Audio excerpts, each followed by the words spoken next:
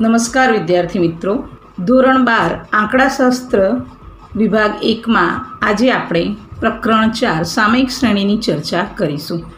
નિયત સંબંધમાં આપણે બે ચલ નિરપેક્ષ ચલ અને સાપેક્ષ ચલની ચર્ચા કરી। નિરપેક્ષ ચલ એટલે કે જે કારણ સ્વરૂપ છે તે ચલ અને સાપેક્ષ ચલ એટલે જે કાર્ય સ્વરૂપ છે તે ચલ। तो सामयिक श्रेणी में આપણે સમયને નિરપેક્ષ ચલ તરીકે લઈએ છીએ અને સમયને આપણે टी થી નોમિનેટ કરીએ છીએ।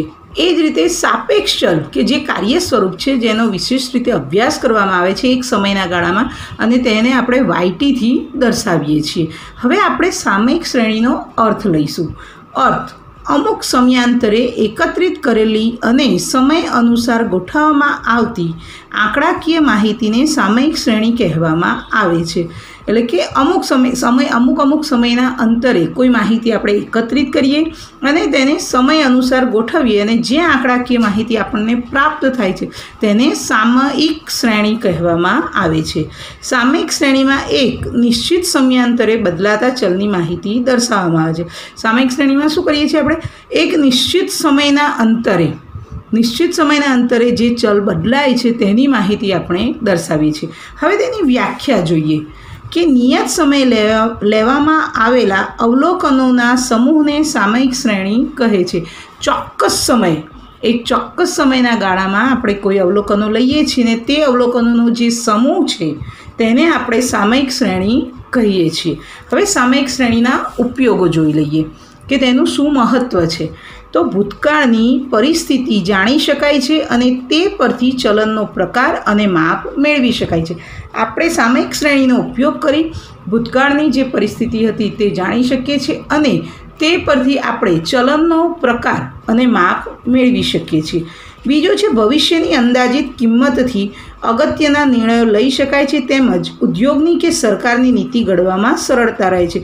भविष्यनी अंदाजित आपणे किंमतो नक्की करी शकीए छीए, अगत्यना निर्णयो लई शकीए छीए। जेम के अत्यारे आपणे जाणी रह्या छीए कोरोना महामारी चाली रही छे। लॉकडाउननी जे प्रक्रिया छे प्रथम केस आपणा देशमां आव्यो ते उपरथी नरेन्द्र मोदीजीए जे अलग अलग लॉकडाउननी प्रक्रिया करी ते तेमणे शुं कर्युं तो अंदाजित निर्णय लीधा हता। जे निर्णय अगत्यना हता लॉकडाउनना परंतु तेमणे अंदाजित नीति करी अने हवे लॉकडाउन 4 जे खुली गयुं छे एना पछी अमुक उद्योगोने खोलवानी सरकारे छूट आपी छे। सरकारे पोतानी नीति पण घड़ी छे अने उद्योगनी तो आ नीति घड़वामां सामयिक श्रेणी ए उपयोगी छे। त्रीजो एनो उपयोग जोईए तो आपणे जुदा जुदा स्थळे अथवा समये आपेल चलमां थता फेरफारोनो तुलनात्मक अभ्यास करी शकाय छे।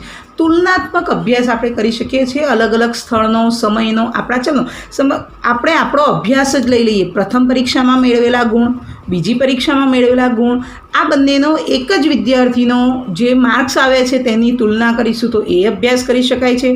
सामयिक श्रेणीनी मददथी आपणे लांबा गाळाना એટલે કે પહેલા 5 વર્ષ પહેલાં આપણું પરિણામ અથવા આપણી શાળાનું 5 વર્ષ પહેલાંનું પરિણામ, 5 વર્ષ પછીનું પરિણામ, 10 વર્ષ પહેલાંનું પરિણામ આવા જુદા જુદા સમયની અંતરે ચલની અંદર જે ફેરફાર થાય છે તે ફેરફારો આપણે જાણી શકીએ છીએ। ચોથો પોઈન્ટ છે ભૂતકાળની કિંમતો પરથી મેળવેલ અનુમાનિત કિંમતો અને વર્તમાન કિંમતોની તુલના કરીને જો કોઈ તફાવત જણાય તો તેના કારણો પણ આપણે શોધી શકીએ છીએ। ભૂતકાળની જે કિંમતો હતી અને અનુમાનિત કિંમતો આપણે જેમ અંદાજ લગાવીએ કે આ કિંમત આટલી છે તો ભવિષ્યમાં આટલી થવાનો આ અંદાજ છે અને વર્તમાનમાં અત્યારે આ કિંમત છે। 2 વર્ષ પહેલાં આ વસ્તુની કિંમત આટલી હતી, હવે 2 વર્ષ પછી અત્યારે હાલમાં આ કિંમત આટલી છે તો આપણને જો તેમાં જે તફાવત જણાય છે તો આપણે એના કારણ પણ જાણી શકીએ છીએ કે કેમ મોંઘવારી વધી, કયા કારણસર જે તે વસ્તુની કિંમત વધી, આવા જુદા જુદા કારણો આપણે તેના શોધી શકીએ છીએ।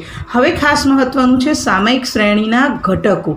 સામયિક શ્રેણીનું એક મોડલ છે યોગનીય મોડલ આપણે જેને કહીએ છીએ। નિયત સંબંધમાં પણ એક મોડલ હતું તેવું જ મોડલ સામયિક શ્રેણીમાં પણ છે। સામયિક શ્રેણીનું મોડલ YT બરાબર TT plus ST plus CT plus RT આપણે તેને કહીશું।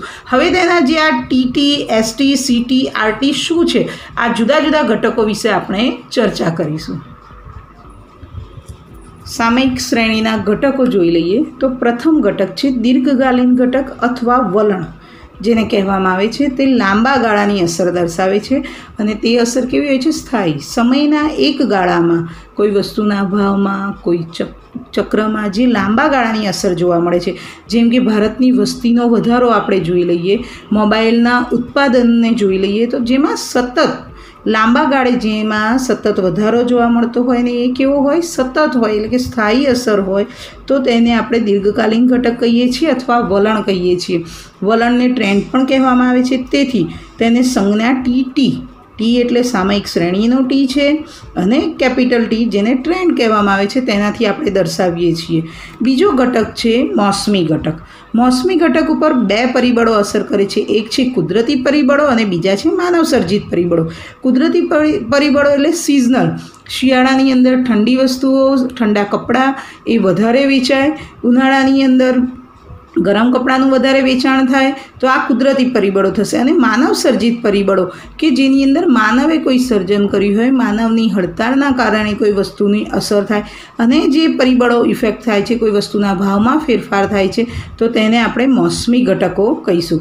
તેને સિઝનલ ટ્રેન્ડ કહેવામાં આવે છે, એટલે તેને એસટીથી આપણે દર્શાવીએ છીએ, સંજ્ઞા એસટી વડે દર્શાવવામાં આવે છે. અને તેનો નિર્ધારિત સમયનો જે ગાળો આપણે જેને કહીશું, દીર્ઘકાલીન ઘટકમાં લાંબા ગાળો હતો, મોસમી ઘટકમાં ટૂંકો ગાળો હોય છે.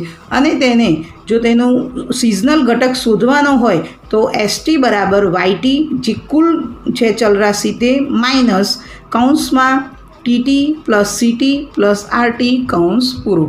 ત્રીજો ઘટક છે ચક્રીય ઘટક. ચક્રીય ઘટક એ દર્શાવે છે એક ચક્રીય તેજી મંદીનો ગાળો. તેનો ગાળો હોય છે 2 થી 10 વર્ષનો ગાળો, એટલે તેને આપણે ટૂંકો ગાળો પણ કહી શકીએ. 2 થી 10 વર્ષના ગાળાની અંદર તેજી મંદી કે એ આની અંદર દર્શાવવામાં આવે છે અને તેને સીટીથી આપણે દર્શાવી શકીએ છીએ. સીટી વડે પણ દર્શાવાય છે.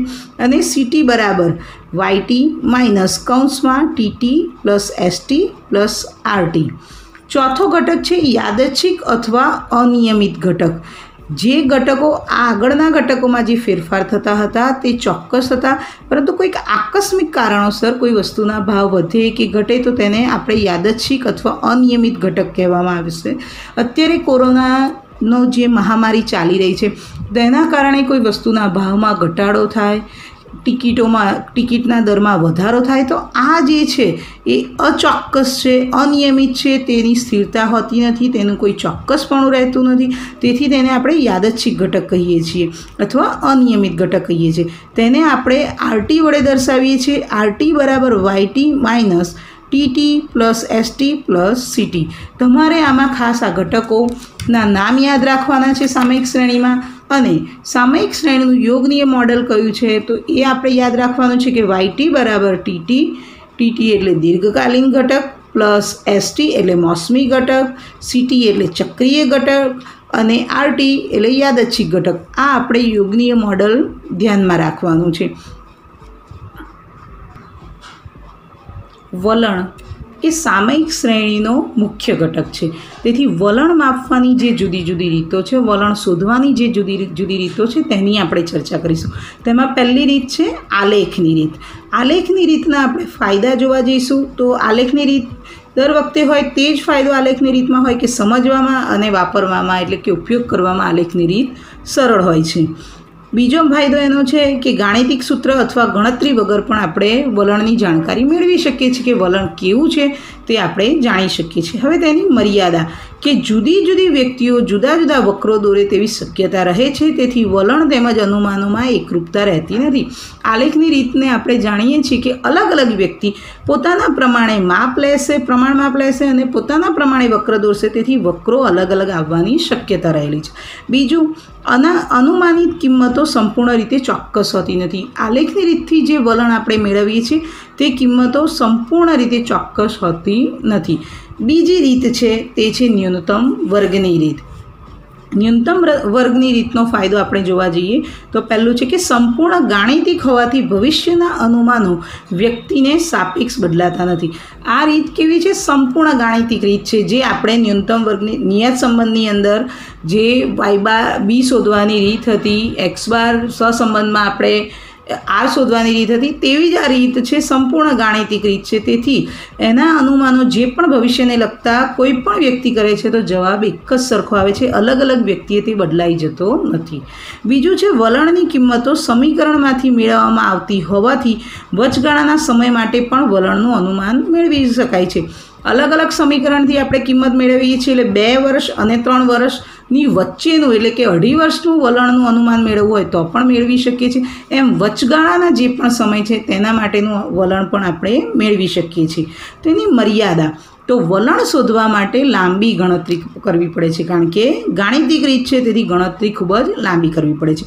બીજું છે સામયિક શ્રેણીનું વલણ અસુરેખ હોય તો આ પદ્ધતિ ઉપયોગી નથી. આ પદ્ધતિ ક્યારે ઉપયોગી છે? એવી ધારણા હોય કે સામયિક શ્રેણીનું જે વલણ છે કેવું હોય છે? સુરેખ હોય તો જ આ પદ્ધતિ ઉપયોગી નીવડે છે. જો વલણ અસુરેખ હોય તો આ પદ્ધતિ આપણને ઉપયોગી નીવડી શકતી નથી.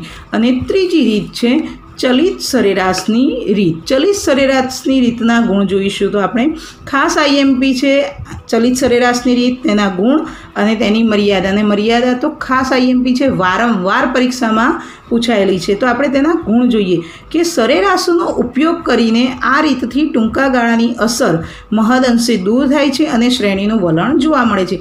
અલગ અલગ સરેરાશ આ રીતમાં આપણે શું કરીએ છીએ? જુદી જુદી કિંમતો અલગ અલગ વર્ષોની આપી હોય તેની સરેરાશ લઈએ છીએ અને આપણે ટૂંકા ગાળાની અસરને મહદઅંશે દૂર કરી શકીએ છીએ અને શ્રેણીનું વલણ આપણને મળી જાય છે.